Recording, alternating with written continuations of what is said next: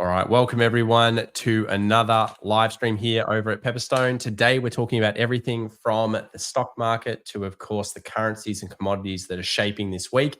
And there's been a decent amount of moves because, of course, we've got fairly strong movements in the indices coming off the last 24 hours. We've got the 4th of July public holiday in the US tie in between this week, which always makes it interesting.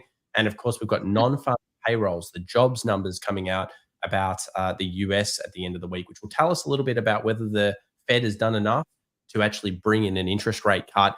As always, my name is Thomas Atkinson. I'm joined by Tyrone this week to talk markets, and it's going to be a good one, isn't it, Ty? We've got some great charts coming up today.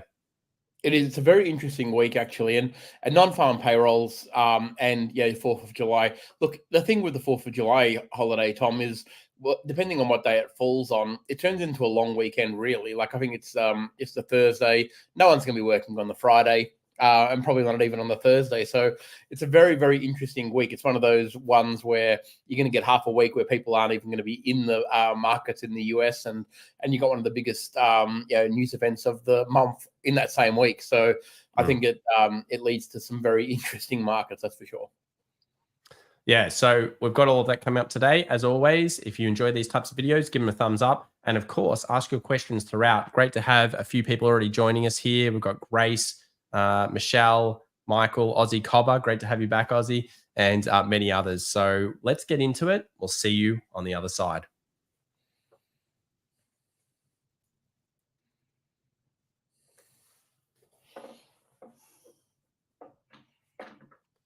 Okay, well, let's get into it by starting off with the US 500 here, Ty. Of course, a shorter week, as we mentioned in some ways, but still a lot of danger around the volatility of the FOMC meeting minutes, which is today on Wednesday, and then the non-farm payrolls as of course, Friday. Now, I think the US stock market has been a very interesting one because it gave us signals last week that said maybe something could be getting a little nasty. We hit that 5,500. We spoke about that, the 20,000 on the NASDAQ.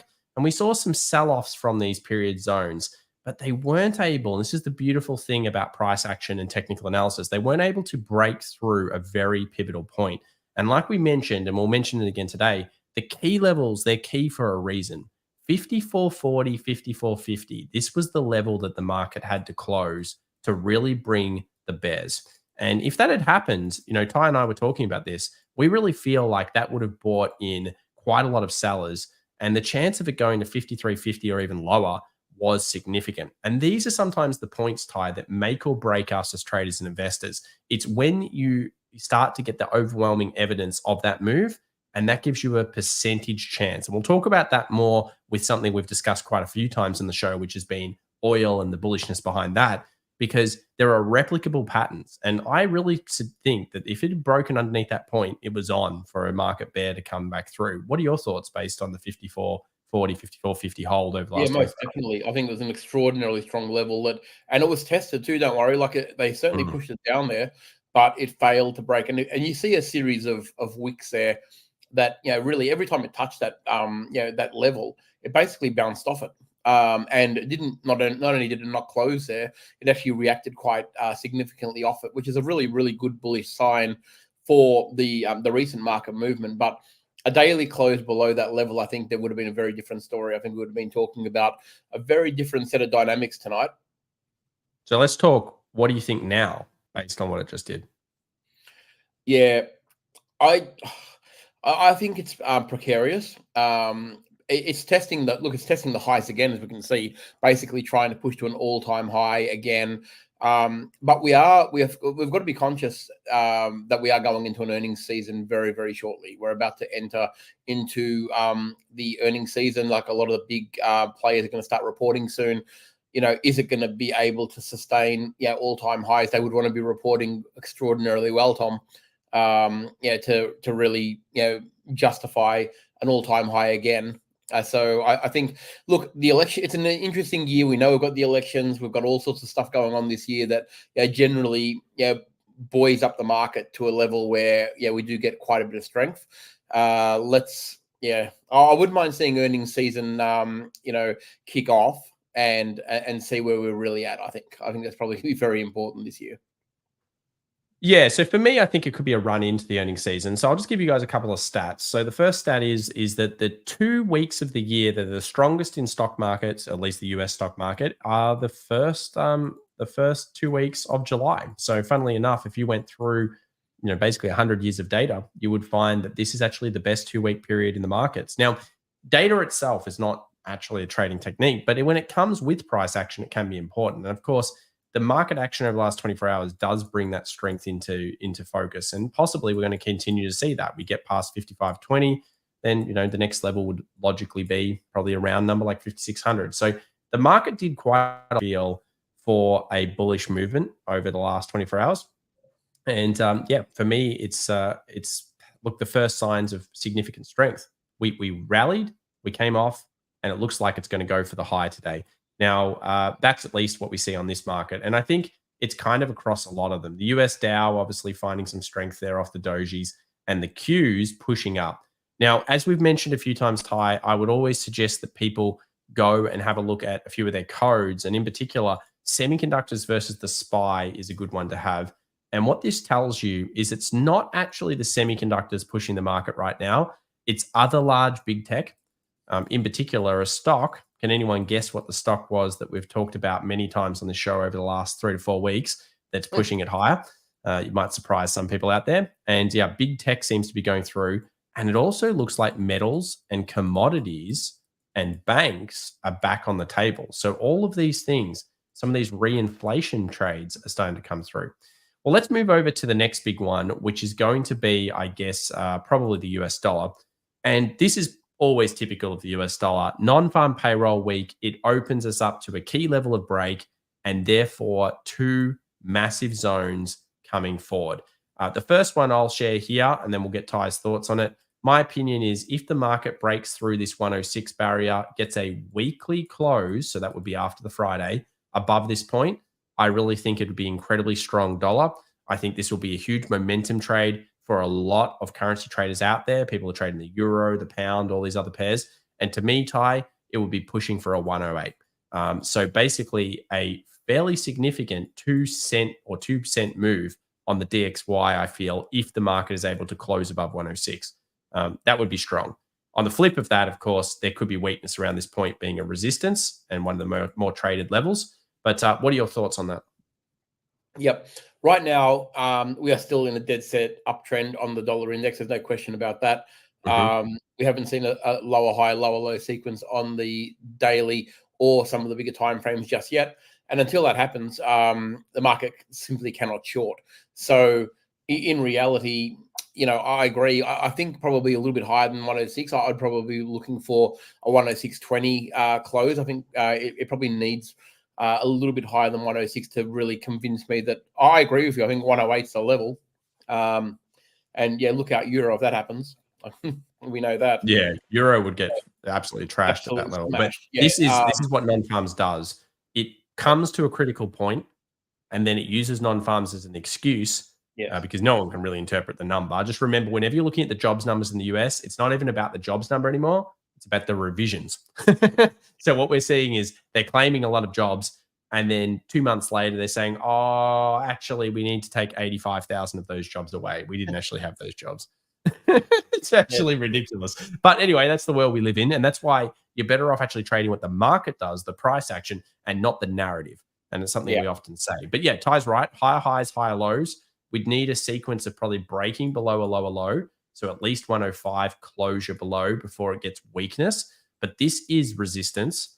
If the market is able to get through this, momentum on the upside. If the market starts to turn below things like 105, 104.70, that's starting to point towards rallies should be maybe met by sell demand high. And I think, again, the weekly close is so important for this dollar index. Whether you're a scalper, a day trader, a position-based trader, anything like that, you'll be wanting to look because why is it important? 2 long leg dojis so far as how it's looked. And that basically means that it's at a point where it's happy to be there. And whenever you see this type of wick action each way, it eventually makes a decision. And that tends to lead for quite a few weeks. Yep, I totally agree. I think that it's going to be an extraordinarily important close, and I'd like to see it. That would probably be my preference, to be honest. Because I think I'd like to see a $108 index. Nothing against the euro, but Yeah. I think there are better technicals for the euro to go short. For the potentially the the US dollar yen. We'll have a look at in a minute, but yeah, there are certain things that a stronger dollar will actually You want to help. look at US dollar yen? We can have a look at the US dollar yen. My pick actually, my pick for the week is going to be actually the Aussie USD, but we'll look at the US dollar yen because I think it's an interesting one. Like again, we've gone to all-time highs. We can see here it's basically pushed on from last week. We've pushed on to, I think we reached about 162, I think, or only just briefly. If it didn't, it's not very far away from it. It is a powerhouse. There's no question about that. I'm not so sure that this is actually linked with dollar strength anymore from a dollar index standpoint. I think this is more, it's more a reflection on the yen than it is dollar strength, I think, and intervention, which is always a bit of a concern when we're talking about, a currency pair. But I think now, though, it's setting itself up in a way we have to find a technical reason to trade it. And really, if we see a rollover around this point, I think the 160 is going to provide a really good support base. And it's probably what I would be looking for here. A pullback down to the 160 and a 20 moving average, I think, could be a really good landing base right there. And now that we've got a good target to aim for, being the 162, I think that we've got 200 points there of really smooth sailing if we get a rollover at that point. So I think one for me is really setting probably an alert and an alarm for a 160 pullback, and then look for any sign on a smaller time frame that we're going to see strength. And if we get that strength, I think it gives us a really good opportunity. I think the 2-hour highlights here, how strong this has been, and probably more importantly, Tom, how easy it's been to trade. I think it really highlights how easy this was to trade from a standpoint of a 2-hour chart. Pull back to the 20 moving average, go in the strength of the and the direction of the really strong momentum. We can see we've got very strong momentum here, and you could have, I think there's half a dozen trades there, probably more. Yeah, the Bank of Japan. I mean, I'll be real. I find the Bank of Japan terrifying to me in terms of their intervention all the time into it, and obviously the risks there. So you do need to be aware of that. But I think that the thing is that for now they're not doing anything. They're not able to intervene correctly every time they're doing it. It's basically turning back around for now, anyway. The key is when it comes down to that 20 moving average, look for this type of thing. Look for structure to be V'd against. And that's something that you want to be doing a lot. Whenever you set up a trade, you want to be using a replicable system. So you might say, I love the 20 moving average. I want it down to that level. It hits a round number that you like as well. It's still in an upward trend. Use some smaller time frame activation step, which is generally going to be some form of structure to be beaten and then show momentum. And the big key is that most people predict that it's going to turn instead of react to the market actually showing a turn. Most importantly, guys, at the level that you know to be key already. And that's the thing. The difference between you and everyone else out there and how you can be successful in markets has to do with the fact that you can figure out the key zones where you believe the biggest trades are, and then you activate based on seeing a reaction off that zone. And if you see a bit of a reaction off that zone, you say, yes, I've seen the money come in.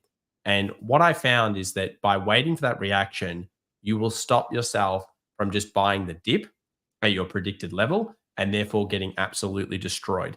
You'll also give yourself stop losses. So let's say over here, you thought that 20 moving average looks good. It went under it a little bit, then rallied like this. Well, let's say you'd entered here, whatever, any of those points. Well, you could place a stop loss underneath here. You have a defined area, and it's really important. So if you get anything out of today's live session, make sure that you have an activation step that generally brings a V in some shape. We call it often a lightning bolt. I call a different version of it the first time frame change of trend, which we have over on our website if you're ever interested, FX Evolution. And basically, we talk about this reaction and have patience to do that. And non-farm payrolls often gives these opportunities. Yeah, all right. Well, because we know the dollar is as a pivotal point, Ty, did you want to go to the odd now, or do you want to do the odd now? Yep. Okay. I like what the odd is doing in the sense that it's really starting to push on the daily. We're really pushing that boundary at around that sort of 66.80 to 67 cent mark. You can see that the wicks are reacting off it. We've been hanging around this level for a very long time. That's a very congested period. Like you're talking about, effectively, a month and a bit of movement in a very tight range. And it is a tight range. It doesn't look tight, but it is. Like you're talking about, 120 probably points that's captured maybe the last 2 months of trading. It's a lot. That's a lot of congestion in this area. And you can see that the highs are starting to get a little bit higher every time, and the lows are getting a little bit higher as well. 20 moving average is doing its job here. We can see that the last sort of couple of weeks, we're getting movement above the 20 moving average, and it's testing that level above. Now, look, it's going to require a bit of weakness in the dollar index, no doubt, to break through. But I think if we do break through this level, there's scope at the very least to get to 68 cents. I think we can get to 68 cents pretty quickly, actually. It's only 100 points, but I think it's 100 points that are going to be relatively smooth if we get a daily close. You can just look at it and see that although, prices fail to break through, the lows are getting higher every time, and the 20 moving average is doing its job. So to me, a break of 67, and I think that it could be action stations all the way up to 68 pretty comfortably. Yeah, I'd agree with the 68 target. I'd also say look at the weekly here. You can see all these rejection wicks.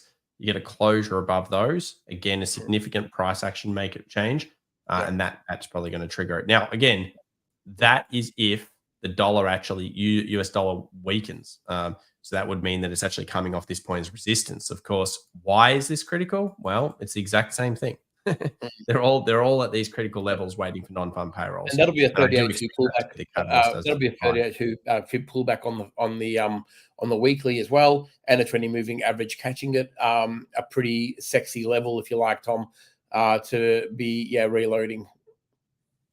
Yeah. So that was certainly an interesting point, and definitely coming off a turning zone. All right, let's move over to one of the ones we've been very bullish on recently, which has been oil. We saw this. We've been covering it for quite a few weeks now on the show. We always do this every week, along with gold and everything else. So look, this has had. We haven't really changed anything here. I just kind of, reiterated a few things. And what I want to do is talk about percentages of replication, because we knew this was a key zone. Now, it didn't really give what I would call a great day trade or scalp off the level. Some people may disagree with me, but I think didn't really give those great levels. Now, as a swing, well, not so much a swing trader, but position-based trader or an investor, now this is a great bull zone. And of course, I've left that there, as have both of us, for weeks just to talk about that zone. Now, we knew that there would probably be a reaction there that would be bullish. It ended up being so. And then what the market did was it went into this point of accumulation.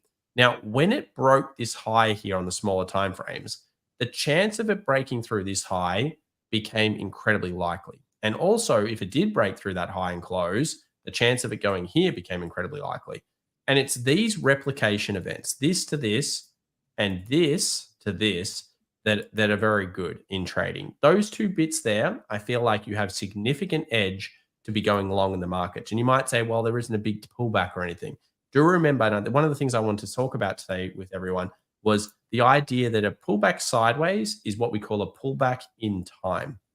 And it doesn't really matter, or a pit. It doesn't really matter if a market actually pulls back or it pulls back in time, because in general, what is the most important asset of the market, Ty? When we do options, when we do anything else, it's time-based, isn't it? Absolutely.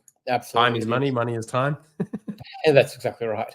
Yeah. 100%. So this accumulation is a pullback. And when that comes off, think of it as a coiling spring, and it aggressively comes through. But this is a position-based trade where basically the market breaks through, gives you a day trade. That then ends up, as you get above here, ends up being this very likely. And we find ourselves at this point. So when we look at this on a weekly and we go up to the higher time frame, again, doesn't matter whether you be a smaller time frame trader or not, when you got this closure here, it was very likely we'd go here. And that's why we remain very bullish on oil over the last couple of weeks. Now that we've hit this 84 kind of bracket level, there's a chance that we might get a pullback into the 87 kind of 60 zone. But this is such a pivotal point. And the reason I want to mention it is because when oil goes high, we do tend to see some follow-up trades that tend to come through. And one of those is metals. So if we go over to something like copper, and I know you'll like this, firstly, weekly 20 moving average, it's found support on, but have a look at what it's doing today. It's your favorite, yeah?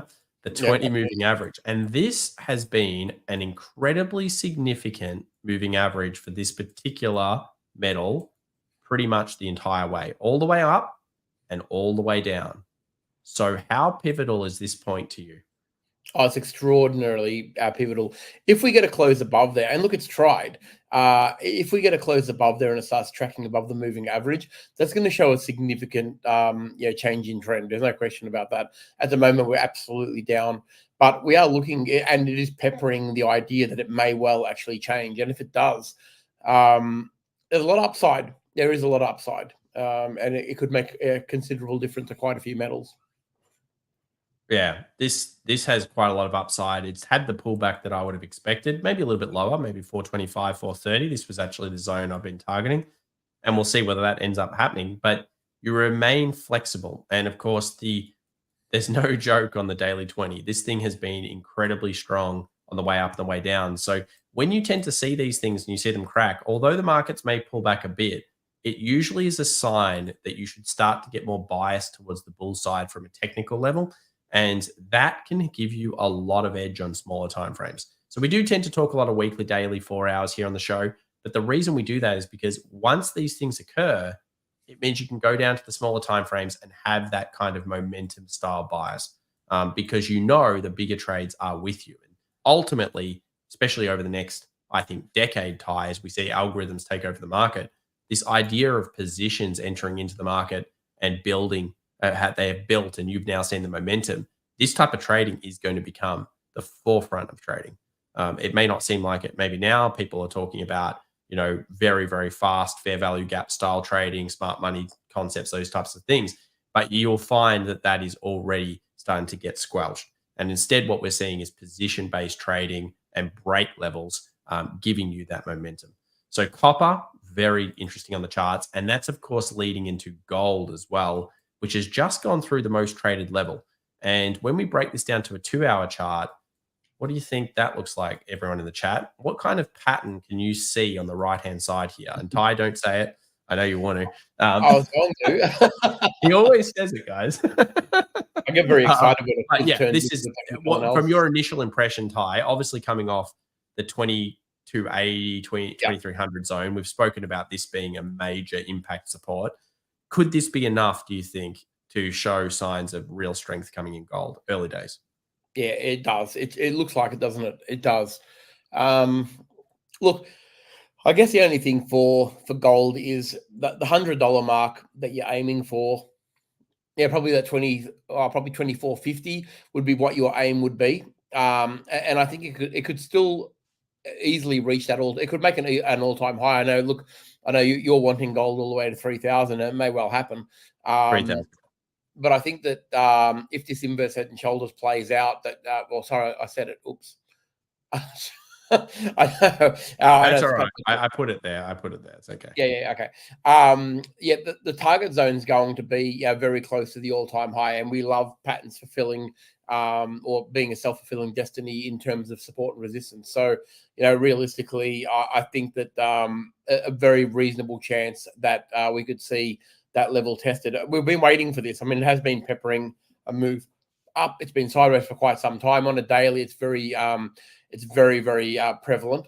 If you look at it on a daily, you can see that we've been trapped between a 20 moving average and a pretty strong support zone. But this is the first sign in a little while that we're seeing that potential strength. So I think there's definitely opportunities to the next resistance zone. Yeah, I think the interesting thing here for gold is, again, understanding the candles. 3 long leg dojis effectively. These are indecision candles. Again, an accumulation, it looks like at this point, with the closure potentially here today. Obviously, see how it ends up closing. But this is starting to point, along with copper. So there seems like there's a metal bull out there, Ty. And again, it happens right when everyone's in despair about metals because they were the hot topic and then they weren't. And that's how gold trades. If you're going into gold trading, you get these huge bursts followed by huge levels of consolidation, pullbacks in time or bigger, deeper pullbacks. And if you actually look at gold's history, this is always how it's traded. And it always will be how it trades. It goes ballistic, it has a pullback. It goes ballistic. Obviously, that's the COVID, but you can see here that's the normal thing you'd see. It goes ballistic, and then that was the end of the trend, and it went into a big sideways for a while. Comes out, goes down, comes out, consolidates, comes out, consolidates, comes out, consolidates.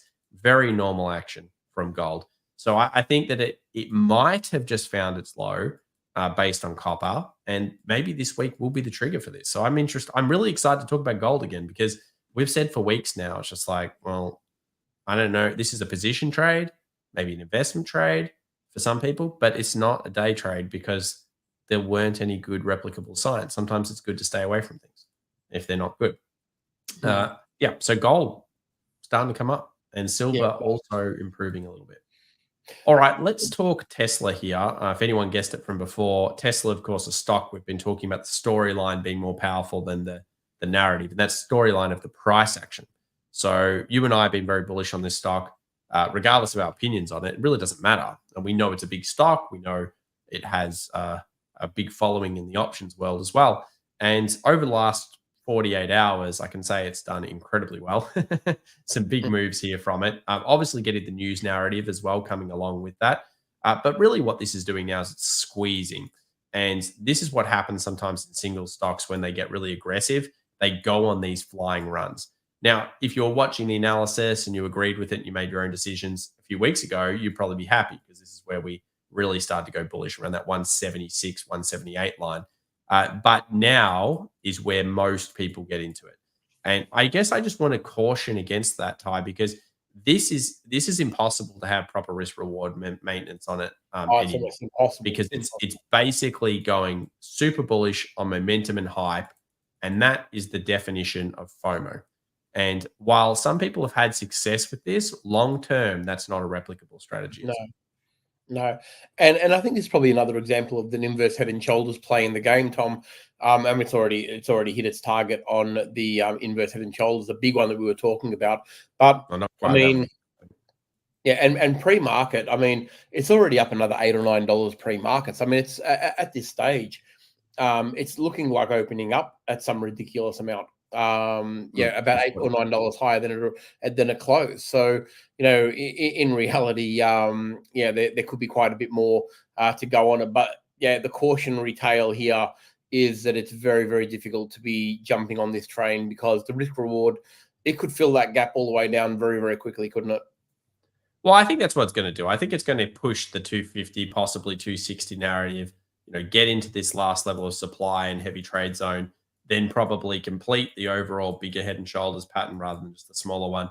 And yeah, I think this is what I'm kind of getting at here, Ty, is that people jump into it here and they're looking for that final $10, but that's always the mistake. I mean, the risk reward is the hardest $10 to get. Yeah. Well, it seems like the easiest, but actually long term, it's the worst on your account. So a lot of people don't like to hear that, but because of course, you know, the FOMO is real, but yeah, if you've been watching the analysis we've been doing for weeks now, you would know that down here things changed, and that's what you want to be doing. You know, Stanley Druckenmiller, if you're not familiar with him, one of my favorite investors of all time, he tells you to be a pig, and what that basically means is that you've got to think a little bit outside the box and think about, again, position-based trading and more, where are the largest trades? What have they done to induce liquidity?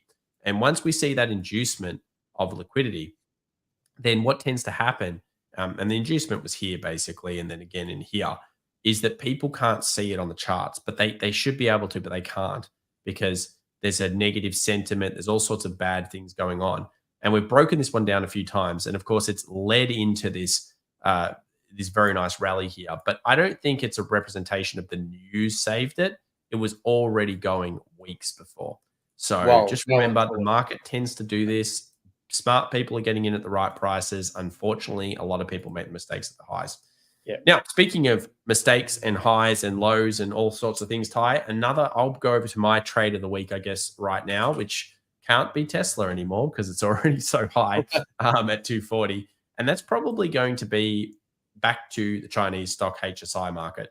Now, the reason I'm on the HSI market, obviously talking about Tencent a little bit, is because I think it might have done enough finally. Now, we've discussed this a few times. We've obviously talked about it when we first started doing these live analysis at the start of the year around this level, and I was quite bullish on it. And then I've talked about the pullback we had to have. And somewhere around here is kind of where I started looking for signs. Now, you'll notice it didn't quite get to the 61.8 fib, but there are some positive signs coming out for the China tech stocks. And a lot of those are just huge buybacks, and a lot of those are stimulus from the government. And of course, this is a case of don't be too fast and too hasty. You really want to see this thing take a new high, and that's going to require something like an 18,500. And whenever you're doing analysis of an index, I always suggest, Ty, why don't you go and do some analysis of some of the biggest stocks in that market? So one of the lead stocks often is Tencent over there. And Tencent, you can see, has started to improve as well. So if Tencent's blitzing the 390 level and you're seeing the HSI also improving past levels, does that give us confidence? I would say yes, because this stock gives us more. Absolutely. Yep. Yeah, this stock's the leader. So yeah, to me, it's going to be about 18.5 or look at Tencent and then check for the HSI to be also breaking through. But I can see some signs of life again in the Chinese market this week, Ty. Yeah, no, I agree with you. It is a good one. But hey, let's talk about everybody's favorite instrument, Bitcoin, because I know a lot of people are very interested in what Bitcoin is doing at the moment. And boy, oh boy. Yeah, I don't have anything good to say about it right now. What's that? So you want to go first, or you want me to go first to this one? Oh, look, I mean, I kind of love. Look, I think Bitcoin's a spectacle. I love watching it. I think as many of avid followers would know. I mean, we've had a lot of you have been with us for many years now. When Bitcoin first started out, we didn't want a bar of it. Like, we were just watching it because there wasn't enough technical data. But now, by golly, it's being a technical little friend. And the things that we see it do, like that little pullback to the 20 moving average, I just thought that was just so golden. I just really enjoyed that. And watching it do what it's doing now and selling off that zone, by golly, if that 58 level falls through, it could be a bit of a bloodbath. I think that it's trying really hard. It's a very strong level at the moment. There's no worries about that. It's at a pretty strong level, but yeah, golly gosh, if we get a break below that 58,000 or 58,200 with an actual daily close rather than just a wick touch and a rejection off it, I think, look, 57,000 is the first target. We know that there's problems there. But after that, that arrow goes all the way to 51. And it could be a little bit of a bloodbath. Yeah, under 58 is really bad for this. It looks like it's going to probably try to take it too. I think the reaction there will be very important. It's going to be extraordinarily important. It looks like it might do this. Now, if it does that and then breaks through that level, I'd be very bullish indeed. So that's one scenario. So this into this, I obviously will have patience here. I think for a lot of investors and position-based traders, you're not going to hate the first major support zone ever. I had that there for a little while, and I think it's a great level. But the way it's coming down right now, the acceleration of the speed, of course, a closure underneath 58, I think that exposes 51.7 Ty, and possibly even lower. It is possible to go to 44s, but I have a feeling that there'll be a reaction off this. So it's either here or it's going to be a quick take. I wouldn't be surprised at all, though, to see this market come down and aggressively go for something like this, get a liquid for a few minutes, and then possibly see a huge buyer. So I am very interested in its reaction this week, and I mean reaction, because unless you're someone that's going to hold it for a while, this does look like it's going to shake out people, I feel. And that's what I think it's doing. I think it's going to liquidity steal.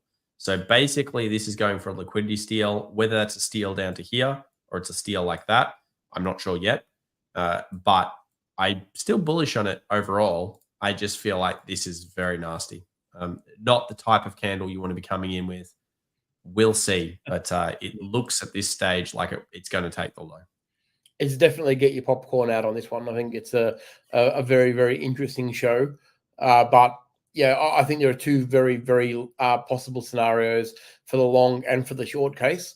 and both of them I think are very tradable when it happens. But I think it's very, very important to maintain your discipline and continue to practice patience when you're trading this one, because getting in early and trying to predict what it can do right now could be quite a costly exercise, I think. Yeah, and it's the same on Ethereum as well. Came down to a pretty good turn zone, putting pressure on that turn zone again. The reaction and the patience here will be, I believe, incredibly key, as does Ty. And if you have a look just like at anything, we'll just click this one here. You'll notice that a lot of altcoins are coming down to those. They've actually, a lot of altcoins have tried to turn. So I'm not trading altcoins at all. I'm just kind of bringing a few up just so you can see, uh, the price action on these altcoins. But you'll notice a lot of them found lows a little while ago. They actually looked a lot more bullish than something even like a Bitcoin. And then now, of course, they're pulling back, but a little bit less so. So Bitcoin's going to be the one to watch. How does it react around 58K? Set the alerts, as Ty said, maybe get the popcorn ready, because I think the reactions around here are going to be very important to the next move. And I personally wouldn't mind this. I think that would give, some very nice entries as well. But I'm sure a few of you out there are like, please don't make it go down anymore. It's been 108 days of sideways, Ty. 108 Yeah. days. That's significant. That is significant. Yeah, I think also if you look at some of the stats of previous cycles, generally there's like an 800-day kind of sidewaysing action, something like that. And then it tends to go at that point. So we're actually getting close on that point. So if we go over here, so that's 1,200. So if I go from the high, we're looking at probably about 900 days in between. So I think it's 8 to 900 days, and it usually starts to break back up. That makes sense. So it actually did the correct stuff, which was over here, into that point. But yeah, it really needs to start fronting up in the next 2 months if it's going to follow anything like the previous cycles for Bitcoin. All right. Well, Ty, it's that time of day that we always ask everyone in the chat to ask any questions about the analysis they'd like to see. So if you have a pair that you want us to cover, whether it's a currency, a commodity, or an index, we'll do that right now for you. As we said, today's technical analysis of the day, mine was the Hang Seng, and also I guess gold from that analysis. Ty, what was your one? Was the Aussie? Is that right? Aussie, yep. Yeah, correct. Yeah. So the Aussie there. This week you'll want to be watching non-farm payrolls, which comes out, of course, on Friday, 8:30 a.m. New York time. That is in between the 4th of July, so it could be a little bit liquid. Weekly closures, so important for the US dollar. For currency traders out there, watch that one, get your US dollar up. And of course, also for the metals. I think copper is showing signs of life for the metals. So we've got somebody asking, is there an M-shape top pattern on Bitcoin? So I assume by M-shape, is that just another term for a double top, I think. So there's the M. And look, yes, I mean, theoretically, that is the standard double top pattern. What I do find with Bitcoin is that it may not fully complete it. So that's why I'm still very wary of this. This is my opinion. We'll get Ty's in a sec, because if you get that range, and I'm pretty sure if I extrapolate that out, Ty, it's going to give us, right on that structure, which is 42, which would be exactly where I'd think the market would go to next. So it is proofing, but I would be incredibly cautious of here. Yeah, I agree. If you take it out to a monthly, weekly charts, I think you'll see that M pattern, or what we call a double top, even more prevalent. It looks very, very clear on a monthly chart, on a weekly chart. Sorry. So that's the danger, I think, for Bitcoin. I think and a lot of people might say, "Well, are you crazy? All the way back to the low 40s?" Absolutely, it can. It's done it before, and it can do it again. Yeah. And look, Bitcoin's known to do 30% plus at the moment from the top. It's down 20. This would be 30. That'd be 40. It's not unusual. 30 would be usual, though. More standardized. You notice, Ty, as well here, the weekly closure, if it did get under these wicks, again, very significant. That would all push towards that 51, maybe even 42K. 51 is going to be question there. Is it a half day trading in the US today? I actually don't know if it's half day trade in the US today. I'm not aware. Maybe someone in the chat knows. Ty, you know about that one? I'm not actually. I don't know, but I do know that when I've been in the US a couple of times during the 4th of July period, and nobody works on the 5th of July or the 3rd of July or any days after the 4th of July that lead into a weekend. If that helps. It's a big deal. It's a very big holiday. So Yep. that will affect the market. I assume we want palladium here. I'm actually just going to use palladium for a second. Just put one up. I'll use the TBC here for a second. So palladium and the likes have been improving in recent days. Now, we actually first looked at this over here with this inverse head and shoulders. I just want to kind of reiterate that this has taken a while. So theoretically here and here, we're actually pretty big bullish zones. Yes, right now it is above. But sometimes when you're trying to stop a freight train, when you're trying to stop a very aggressive downward trend, which has been in for quite some time, it can be time consuming to stop that. And I think you've got to have confidence in your trade. Now it's kind of looks like sunk money, but you've got to remember what's your plan. Your plan's probably 1,200 with something like this, and at minimum. And yeah, it's still holding up above the stop loss levels. I do think that it's moving. I mean, this is not an insignificant move off the lows. It's changed trend on the daily, in my opinion. Ty, your thoughts on this? I think it's looking a lot better. Yeah, it is. It is. I think it's found its bottom. We're always very conscious of the fact when we start to see a trading range above the 20 moving average after a significant period below it, we are always starting to pay a lot more attention. And it's a very important zone. That sort of 1,030 to 1,000 and even 1,100. I would wait for an 1,100 break. I think a break above 1,100, and I think it's a very, very different story here. It's looking strong already, and I think that if we get a break above 1,100, it opens itself up to 1,200 very quickly. I think that's the next zone. The 1,200 level is a role reversal zone, so I'd just be looking for a little bit more. That $100, I'd probably just be a little bit more patient, but it is trading above the 20 moving average now, which makes me happy. All right. So that's a good question. Full trade day today, but as per usual, most traders would take off as soon as the data comes out, which is the FOMC meeting minutes at 2 p.m. I think it is New York time. Anyway, from all of us here at Pepperstone, we'd like to say a big thank you for joining us today. Of course, check out Pepperstone connected to TradingView or any of the other platforms that they have over here. And make sure if you have any questions that you ask your sales advisors. One of the great things about Pepperstone is that you can always speak to someone and get that assistance. That's why we love them. It's why we've worked together for so long with them. If you could give it a thumbs up, if you enjoyed today's content, make sure to check out the description down below as well to sign up for our weekly events where we do this. And of course, if you have suggestions about pairs that you want us to cover more, we try to do gold, US oil. We obviously cover the indices, the currencies as much as we can. Then we're always open to your feedback and we love it as well. So thanks so much, guys. We'll see you next week and bye for now. Thanks, everyone.